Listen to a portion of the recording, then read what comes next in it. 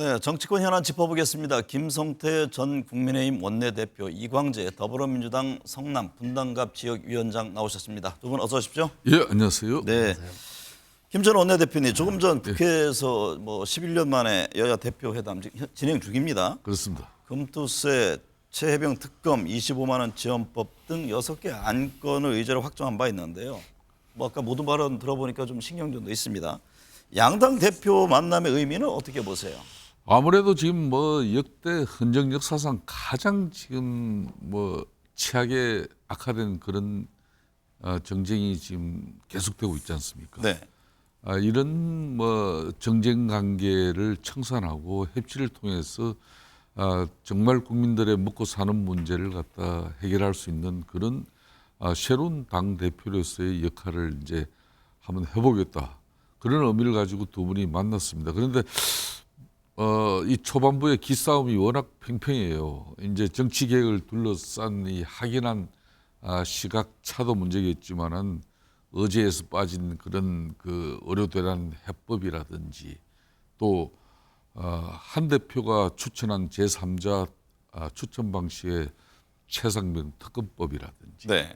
또 이재명 대표가 추진하는 전국민 이제 25만 원 이런 지원금 이런 해난을 놓고 팽팽한 기싸움이 벌어지면서 과연 결과는 어떤 합의문을 통해서 국민들에게 또 희망을 보여줄 것인지 저도 기대됩니다. 네. 이광재 위원장님, 의료 대란은 공식 의제로 채택되지 않았지만 지금 공감대를 형성한 만큼 비공개 회담 같은 어쨌든 논의를 하지 않겠냐 이런 전망인데 어떤 이야기를 나눌까요? 저는 이번에 아마 양당 대표회담에서 의미 있는 합의가 몇 가지 있을 거라고 생각합니다. 네. 왜냐하면 그래야 존재 이유가 있으니까. 그리고 국민들한테 기본 예의니까요. 네. 추석 선물을 드려야죠. 그런데 저는 민생의 제1의 과제가 결국 국민들의 건강이잖아요. 제가 며칠 전에 김종인 박사를 뵀는데 네. 넘어지셔가지고 머리가 깨져가지고 피가 철철 나가지고 앰뷸런스를 불렀는데요. 22군데 병원을 다녔다는 거예요. 우리 민주당의 김한규 의원도 아버님이 돌아가시기 전에 앰뷸런스에서 여러 병원. 이거는 뭐냐면 현재 응급실이 비상 상황이라고 봐야 되거든요. 네. 이런 면에서 저는 비상 상황이 아니라 이미 무너진 거 아닙니까? 응급실 상황 그렇죠. 자체가. 그래서 저는 이번 추석 때도 아마 상당히 어려움을 겪을 거라고 보는데 저는 의대 정원을 늘려야 한다. 그러면 2,000명을 고집할 필요가 없다고 저는 생각하거든요. 네. 그런 면에서 이 정부가 이거 자기가 알아서 하겠다는 고집을 피울 일이 아니고 저는 국회의장한테 이번에 이재명 대표하고 한동훈 대표가 합의를 해서 국회의장이나 국회 논의기구를 만들어서 이 문제를 해결을 해야지 이렇게 냅두는 건 국민들을 결국 죽음으로 내모는 정권이라고 저는 비난받을 거라고 생각합니다. 네. 또 하나의 관심은 최혜병 특검법입니다. 한동훈 대표가 제시한 3자 추진 방식 등 민주당은 다 받아들이겠다는 입장을 지금 내세우고 있습니다. 좀 더 진전이 있을까요? 아무래도 이제 이재명 대표나 민주당 입장에서는 지금 현재 집권당 국민의힘이 안고 있는 당정 관계의 현주소에 대해서 너무나 잘 알고 있습니다. 네. 이번 양당 대표 회담을 하지만은 사실상 이재명 대표는 지금 현재 오너 겸 CEO예요. 또 그런 반면에 이제 한동훈 대표는 아무래도 CEO 그렇기 때문에 이제 오늘 회담을 하더라도 이 회담에 책임지는 그 주체로서의 국민의힘으로서는 좀 일정 부분 한계가 있는 것이죠. 네.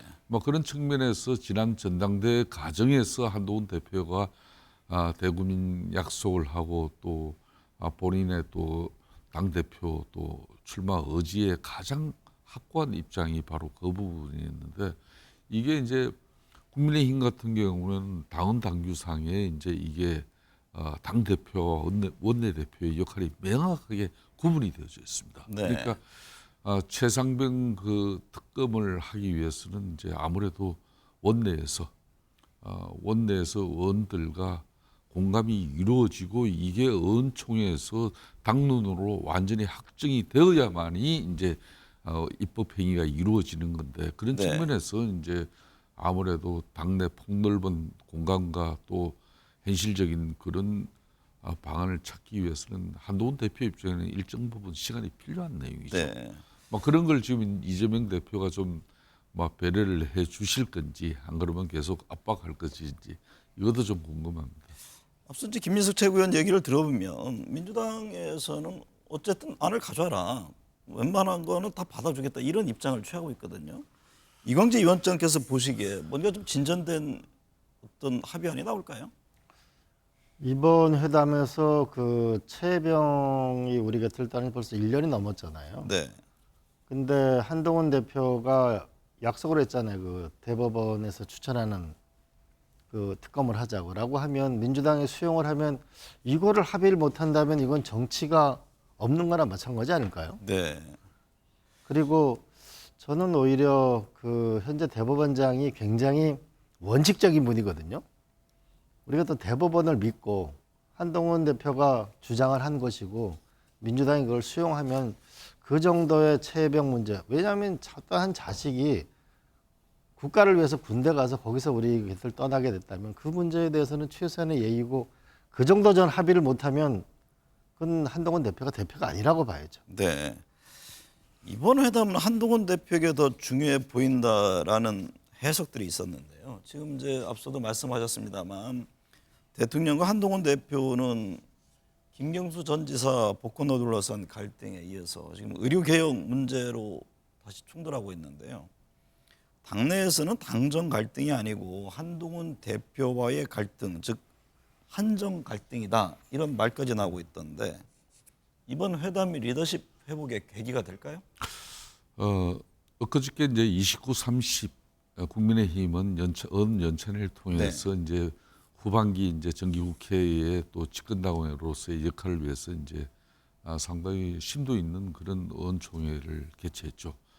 뭐 그런 과정에서 또 다시 이제 대통령실과 또 한동훈 당 대표의 확연한 입장 차이로서 의대 정원 문제 말입니다.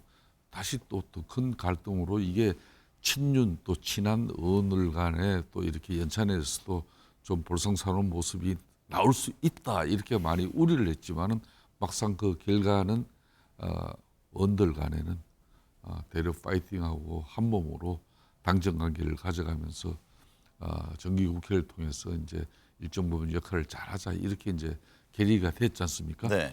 그러니까 그런 정리가 되니까 이 갈등은 이제 한동훈 당 대표와 대통령실하고의 갈등이지 우리 당하고의 갈등은 아니다. 뭐 이런 이제 분위기로 나중에 이제 추경호 원내대표도 또 의사 문제 이거는 또 선을 그었잖아요. 예 그렇습니다. 그렇기 때문에 어찌 보면 좀 한동훈 대표가 좀 외로워 보이는 그런 형상이 될 수도 있습니다만은 막 그런 과정 속에서 이번에 오늘 이재명 대표와 당 대표의 회담은 어떻게 보면 한동훈 또 대표 입장에서는 자신의 정치적 입지를 확보하고 강화하는 그런 측면에서의 하나의 뭐 좋은 수단이 또 될 수도 있는 거죠. 그런 만큼 이 내용 합의물이 어떻게 나올 건지 과연 오너겸 CEO인 이재명 대표로부터 국회 뭐 여의도 대통령으로 일컬어지자고 있지 않습니까? 뭐 그런 측면에서 일정 부분 양보와 또 앞으로 협치 전국을 위한 어떤 그런 의미 있는 회담의 결과가 나오면은 한동훈 대표의 그런 당 대표의 리더십도 웬만큼 안정이 될 수 있죠. 이광재 위원장님, 당정 갈등이 아니라 한정 갈등, 나아가 한동훈 대표와 당의 갈등인 한당 갈등 이런 주장까지 지금 친윤계가 하고 있는데요. 한동훈 대표는 내가 당 대표다라면서 이런 주장을 일축했습니다. 현재 여권 상황을 어떻게 보세요? 저는 일단 그 국민의힘 당원들의 60% 이상이 한동훈 대표를 지지했으니까 한동훈 대표를 좀 도와주는 모양새가 필요하다고 보고요. 근데 또 한편으로는 내가 당 대표다라고 하는 거는 이건 너무 검사스러운 거죠. 사실은 정치를 하는 건 서로 당내 조율과 더 많은 만남이 필요하다고 봅니다. 과거 우리 조선시대 정도전에 이런 말을 하거든요.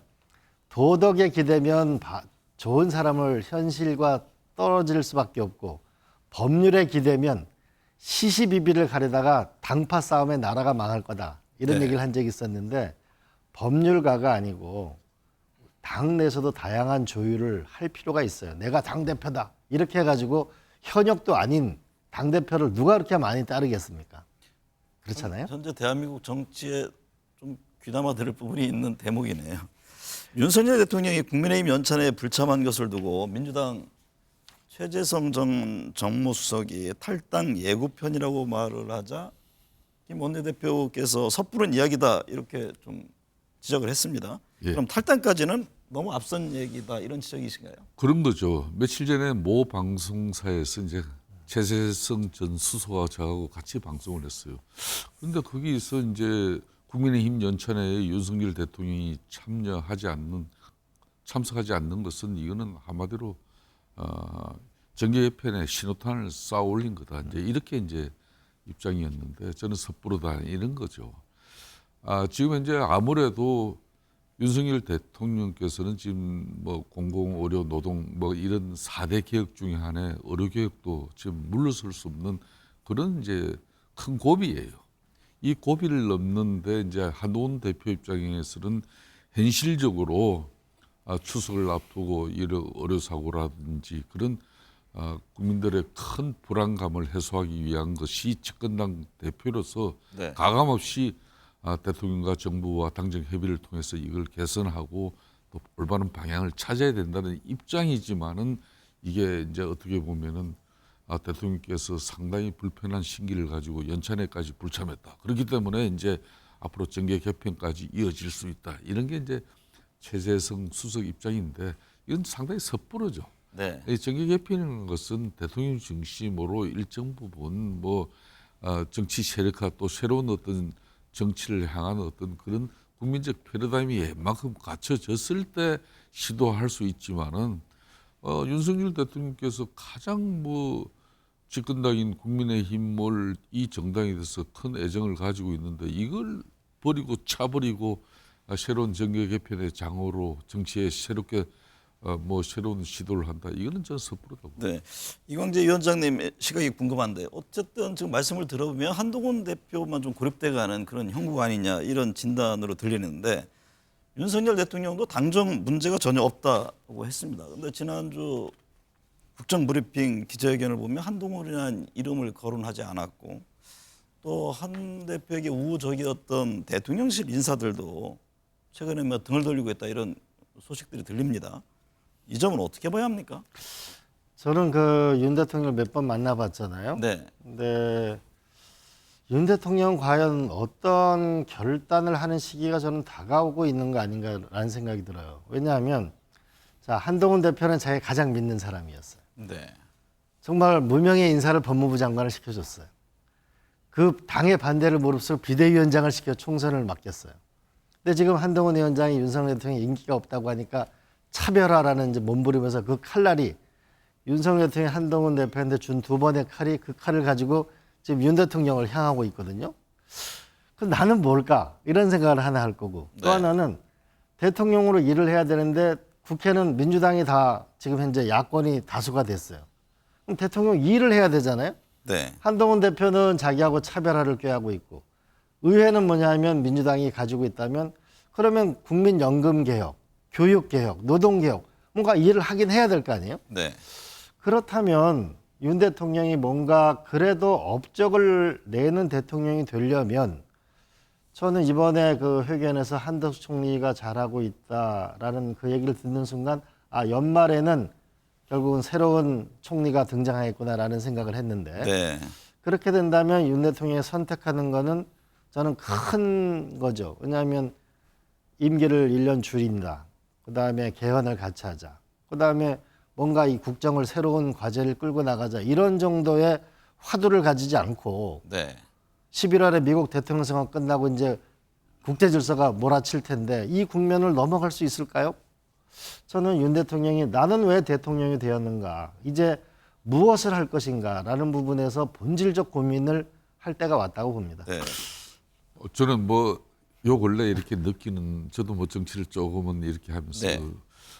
이 상당히 이게 큰 정치의 변화가 이게 윤석열 대통령으로부터 이제 시작되는데 이 시작되는 이 모닥불을 민주당의 핵심 인사들 그러니까 상당히 정무적이고 정치적인 그런 뭐 상황을 과거에 전략기획통으로 활동하신 그런 분들이 자꾸 그런 이제 이야기를 해요. 좀 전에도 이제 우리 총장께서도 이 총장께서도 상당히 그 민주당 내에 그래도 지성이 있고 전략통인데 이게 지금 현재 윤석열 대통령의 마지막 선택지는 결론은 정계 개편이고 최소한 아무래도 대통령 임기 단축을 통해서 임기 단축 개헌론 얘기들을 많이 하잖아요. 개헌을 통해서 아마 전국을 돌파할 것이다.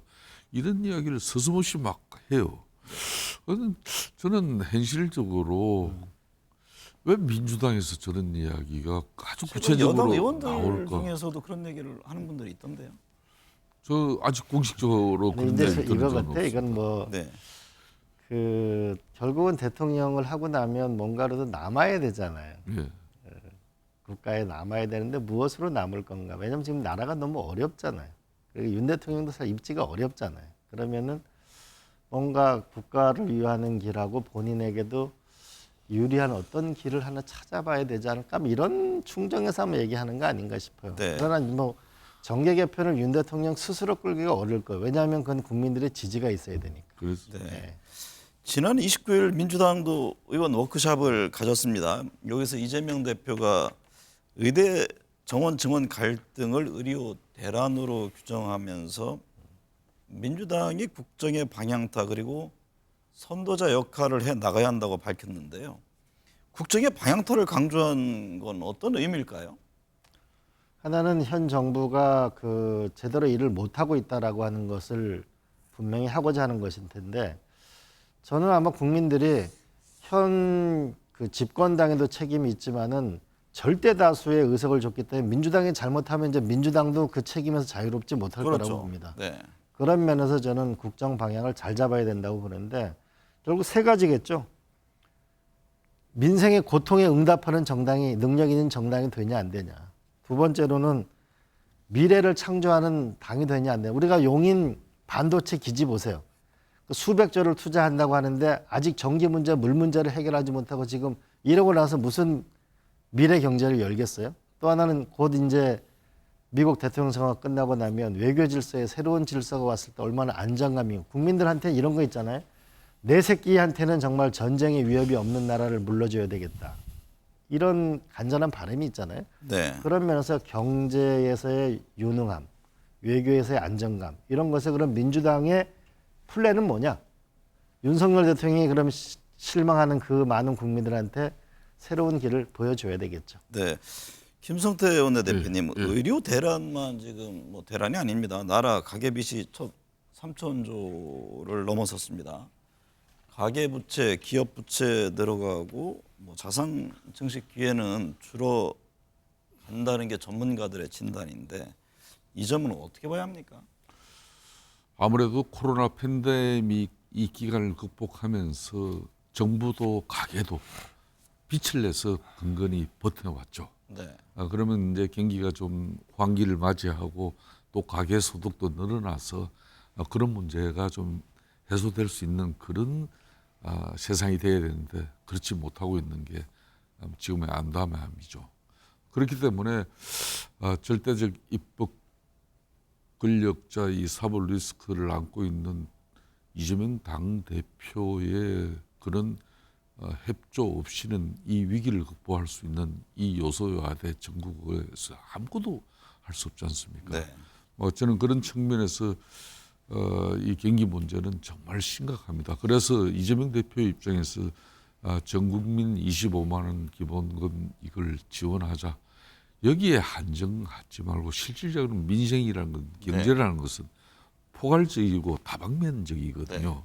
이런 측면에서 이번 한동훈 당대표와의 회담을 통해서 이런 기본적인 좀 가닥은 잡아내고 앞으로 곧이어서 이제 영수회담까지 통해서 실질적인 협치 정국으로서 지금 이 위기를 돌파할 수 있는 그런 중심에 이재명 대표도 일정 부분 섰으면 하는 그런 바람이 있습니다. 네.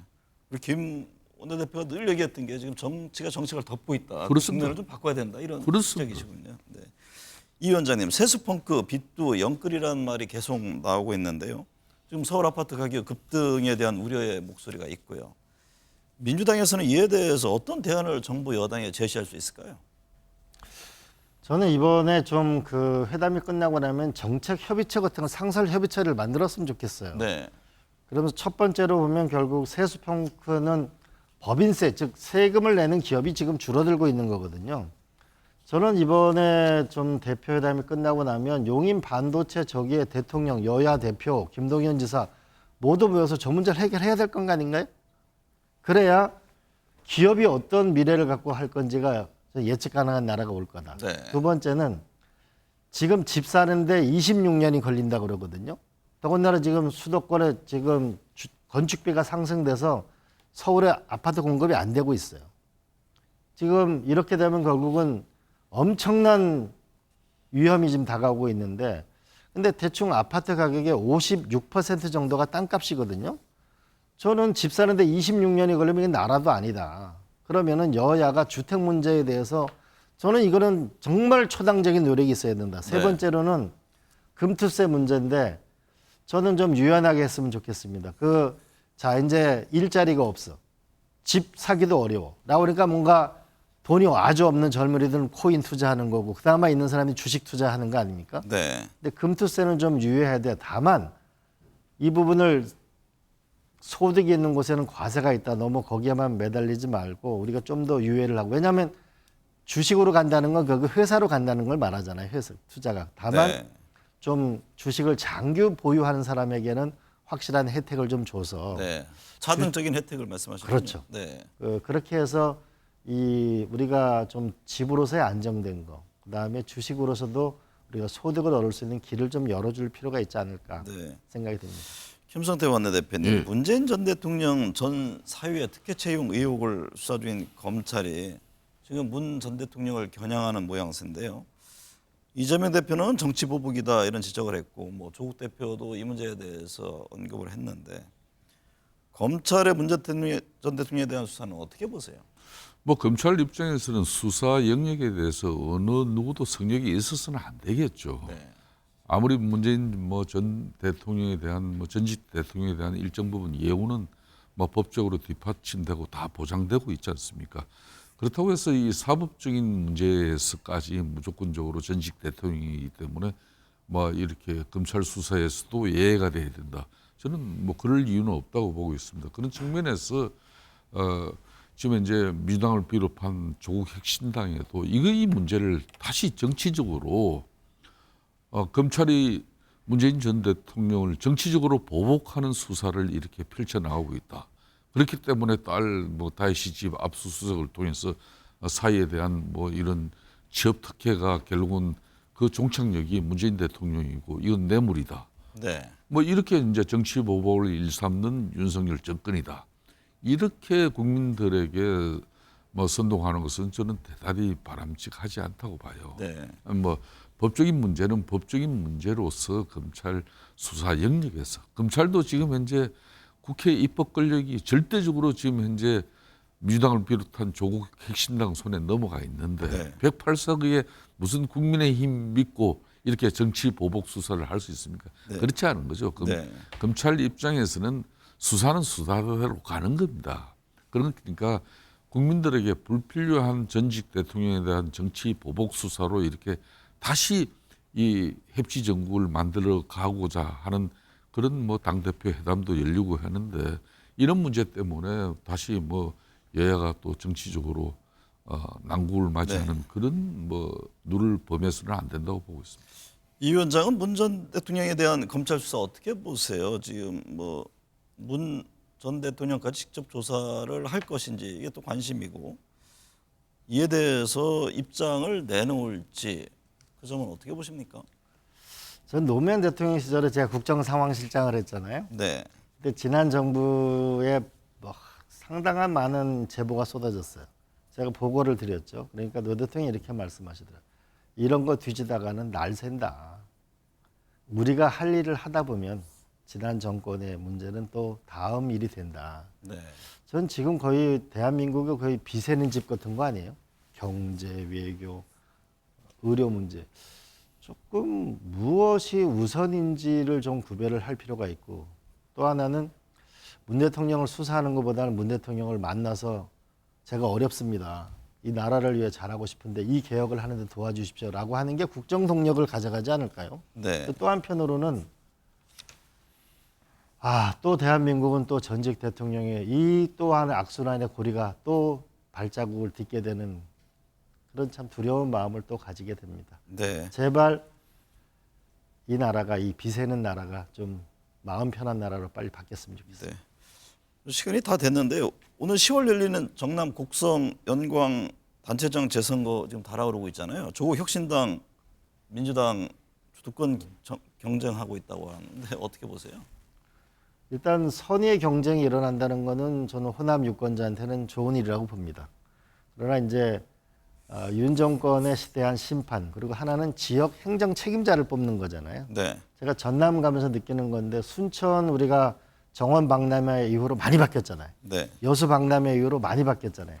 누가 지역을 더 발전시킬 수 있는지 좋은 후보를 뽑는 게 우리 호남 유권자의 몫이고 그런 면에서 경쟁하는 게 필요하죠. 근데 네. 저는 민주당 당원이니까 잘 됐으면 좋겠는데 다만 그것이 끝나고 나면 조국 혁신당을 저는 원내 교섭단체를 만들어줘서 네. 한편으로 내지 마! 이렇게만 하지 말고 선의의 경쟁과 협력을 같이 해가면 좋지 않을까. 김성태 원내대표님은 어떻게 보세요? 지금 어쩌다 10월 재보궐선거 이게 여야 촉각을 곤두세우지 않겠습니까? 그렇습니다. 결과에 결과에 따라서 정부 구정이 하나의 분수령이 될까요? 그렇습니다. 지금 뭐 의외로 이제 10월달 이 재보궐 선거가 이번에 이제 조희연 서울시 교육청 교육감 네. 이거는 물론 정당 이제 선거는 뭐 아닙니다. 관여하지는 않지만 관여는 네. 하지만 이제 민심의 바로미터 척도를 이제 우리가 볼 수 있는 거죠. 네. 뭐 그런 측면에서 이재명 대표나 국민의힘 한동훈 대표 있지. 그 국민의힘 입장에서도 이제 10월달에 강화 군수 보궐선거가 있습니다. 네. 막 이런 수도권이죠. 이런 서울, 경기, 인천 특히 이런 수도권 선거의 한 지역인 강화 군수의 선거가 어떤 결과로 나오고, 뭐 이런 호남의 또 한 군수 선거 결과도 또 서울시 교육감의 선거 이런 부분이 의외로 상당히 그 지금 이재명 대표나 한동훈 당대표 입장에서는 상당히 예민한 선거가 될 수밖에 없습니다. 뭐 그런 측면에서 국민의힘도 집권당의 면모도 갖추면서 당정 관계를 재정립하는 것도 중요하지만은 집권당의 운명 한계는 분명히 대통령실과 일정 부분 공감과 교감을 통해서 국민들에게 신뢰받는 그런 집권당으로서 네. 우리가 새롭게 정비가 되어야 되는 것이죠. 네. 오늘 두 분 말씀 감사합니다. 예. 고맙습니다.